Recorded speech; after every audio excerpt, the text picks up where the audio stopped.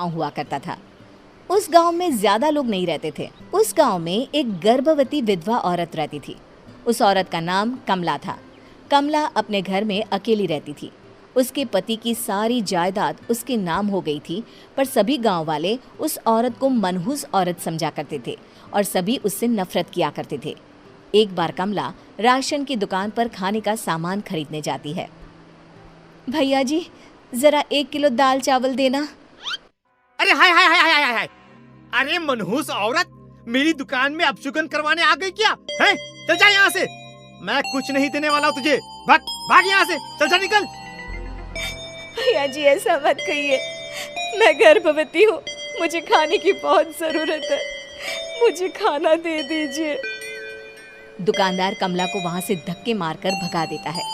तभी कमला रोते रोते उस गांव के किन्नरों के इलाके में आ जाती है। गांव वाले किन्नरों को उसी इलाके में रखा करते थे, क्योंकि वो लोग किन्नरों को पसंद नहीं करते थे और उनके इलाके में रहने से मना करते थे। तो किन्नरों ने उसी गांव में अपना एक इलाका बना लिया था। जब किन्नर लोग देखते हैं कि एक गर्भवती महिला रोते रोते उनके इलाके में आ गई है, तो सारे किन्नर कमला के पास जाकर उसका हाल पूछने लगते हैं। क्या हुआ बहन, तुम्हारी गर्भवती अवस्था में इतनी बुरी हालत कैसे है? तुम रो क्यों रही हो? तुम डरो मत, हम तुम्हें कोई नुकसान नहीं पहुंचाएंगे। तुम शांत होकर सब बताओ कि हुआ क्या है। मैं कमला हूँ, मैं गांव के दूसरे इलाके से आई हूँ। 2 महीने पहले ही मेरे पति की मौत हुई है। मुझे गांव के लोग मनहूस मानते हैं, क्योंकि मैं विधवा हूँ और गर्भवती भी। वहाँ के लोग मुझे खाने के लिए कुछ बेचने के लिए भी तैयार नहीं, जिससे मेरा गुजारा नहीं हो रहा था। कोई बात नहीं कमला, हम तुम्हारा ख्याल रखेंगे। किन्नर लोग कमला को एक खाली घर में रहने के लिए जगह दे देते हैं और उसकी देखभाल भी करते हैं।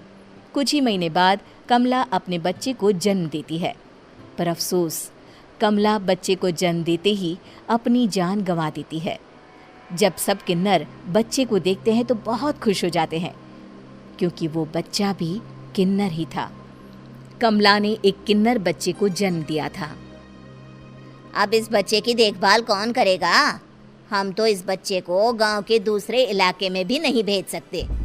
और तो क्या हुआ, इस बच्चे की माँ नहीं रही तो हम इसे पालेंगे। अब ये हमारे इलाके में रहेगा, हमारे साथ रहेगा। फिर वो किन्नर उस किन्नर बच्चे को गोद ले लेते हैं, उसका नामकरण कराते हैं। उस किन्नर बच्चे का नाम शक्ति रखा जाता है। देखते ही देखते शक्ति बड़ी होने लगती है। उसके रंग रूप बहुत सुंदर थे। वो बहुत सुंदर किन्नर दिखती है। एक दिन शक्ति एक किन्नर से पूछती है, माँ जी सुनिए ना, ये गांव के दूसरे इलाके में भी तो लोग रहते हैं, तो हम वहाँ क्यों नहीं जाते? हम उनसे अलग क्यों रहते हैं? शक्ति, क्योंकि वो लोग हमारे जैसे नहीं, वो लोग हमें पसंद नहीं करते, इसीलिए हम उनसे अलग रहते हैं। क्यों? वो हमें क्यों पसंद नहीं करते? मुझे एक बार उस इलाके में जाना है, मैं एक बार वहाँ जाकर घूम कर आऊँ।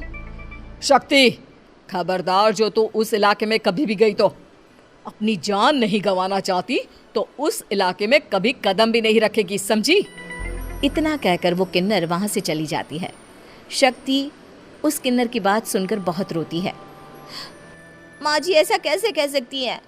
उन्होंने इतनी सी बात के लिए मुझे इतना डांटा। अब तो मैं उस इलाके में ज़रूर जाऊंगी। फिर एक दिन शक्ति गांव के दूसरे इलाके में चुपके से जाती है। ये लोग तो हमारे जैसे ही इंसान हैं, तो ये हमसे नफरत क्यों करते हैं? जब शक्ति उस इलाके में पहुंचती है तो गांव के सारे आदमी उसके रूप से मोहित हो जाते हैं। वो लोग ये अंदाज़ा नहीं लगा पाते कि वो किन्नर है। शक्ति की सुंदरता देखकर सारे गांव वाले उसकी तारीफ करने लगते हैं। तभी गांव का चक्कर लगाने गांव के जमींदार का बेटा हर्ष वहां पहुंचता है। हर्ष भी दिखने में बहुत सुंदर होता है। जब हर्ष ने शक्ति को देखा तो वो भी उससे मोहित हो गया, और जब शक्ति की नज़र हर्ष पर पड़ी तो वो हर्ष को देखकर मोहित हो गई। आपको पहले कभी इस गांव में देखा नहीं। इस गांव में आप नए हैं क्या? जी नहीं, वो मैं बस। तभी शक्ति बोलते बोलते रुक जाती है और मन में सोचने लगती है, अगर मैंने इनको बता दिया कि मैं दूसरे इलाके से आई हूँ तो वो समझ जाएंगे कि मैं किन्नर हूँ, इसलिए मुझे इनसे झूठ ही बोलना पड़ेगा। शक्ति हर्ष को कहती है, जी हाँ, मैं इस गांव में नई आई हूँ, यहाँ अकेली रहती हूँ। वैसे आप कौन है? आप भी इसी गांव में रहते हैं? जी हाँ, मैं इस गांव के जमींदार का बेटा हूँ। आपको किसी भी चीज की जरूरत पड़े तो आप मुझे बता देना, मुझे अच्छा लगेगा। ऐसे ही शक्ति और हर्ष एक दूसरे से रोज मिलने लगते। वो दोनों अपने प्यार का इजहार करने एक दूसरे से मिलने जाते हैं। तभी शक्ति का पीछा करते करते एक किन्नर वहां आ जाती है। शक्ति, मैं तुमसे बहुत प्यार करता हूँ। मैं तुमसे शादी करना चाहता हूँ।